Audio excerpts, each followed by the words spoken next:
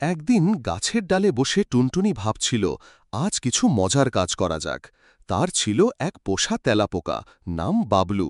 বাবলু খুব আজব, সে গান গাইতে পারত, হেসে গড়িয়ে পড়ত, আর সবসময় বলতো আমি সেরা, আমি সেরা। টুনটুনি হঠাৎ একটা পরিকল্পনা করল। সে বলল, বাবলু, আজ আমরা রাজবাড়িতে যাব। আমি বলবো তুমি জাদুর তেলাপোকা।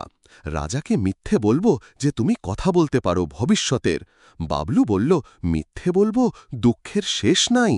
কিন্তু টুনটুনি হাসল, শুধু একটিবার, তারপর আমরা প্রচুর মিষ্টি আর উপহার পাব। তারা গেল রাজবাড়িতে। টুনটুনি রাজাকে বলল, মহারাজ, আমার পোষা বাবলু কিন্তু ভবিষ্যৎ বলতে পারে, চাইলে জিজ্ঞেস করুন। রাজা বিস্মিত। তিনি বাবলুকে জিজ্ঞেস করলেন, আমার আগামীকালের রাজ্যভ্রমণ শুভ হবে? টুনটুনি বাবলুর কানে ফিসফিস করে বলল, হ্যাঁ বলো। বাবলু কাঁপতে কাঁপতে বলল, হ্যাঁ, হবে। রাজা খুশি। তিনি বাবলুকে দিলেন একটা সোনার বাটি আর টুনটুনিকে এক থলে মিষ্টি। কিন্তু হঠাৎ রাজপুরীর আসল ভবিষ্যৎবক্তা এসে বলল, মহারাজ, আপনি প্রতারিত হচ্ছেন, এ তেলাপোকা কোনো জাদু জানে না। রাজা রেগে উঠলেন, মিথ্যে? আমাকে মিথ্যে বলা হয়েছে? টুনটুনি ভয়ে কাঁপছে, বাবলু কাঁপছে আরও বেশি। রাজা বললেন, তোমাদের শাস্তি হবে যদি সত্য না বলো। বাবলু তখন কেঁদে ফেলে বলল, আমি কিছুই জানি না, আমি শুধু হাসি আর গান গাই, টুনটুনি আমাকে মিথ্যে বলাতে বাধ্য করেছে।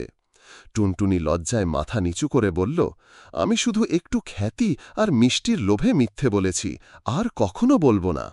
রাজা একটু নরম হলেন। তিনি বললেন, ভবিষ্যৎ জানা জরুরি নয়, বরং সত্য বলা জরুরি, কারণ সত্য চিরকাল টিকে থাকে।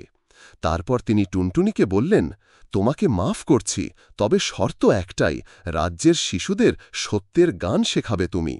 সেদিন থেকে টুনটুনি আর বাবলু মিলে গাইতে লাগল, মিথ্যে বললে বিপদ বাড়ে, সত্য বলো শান্তি পাবে।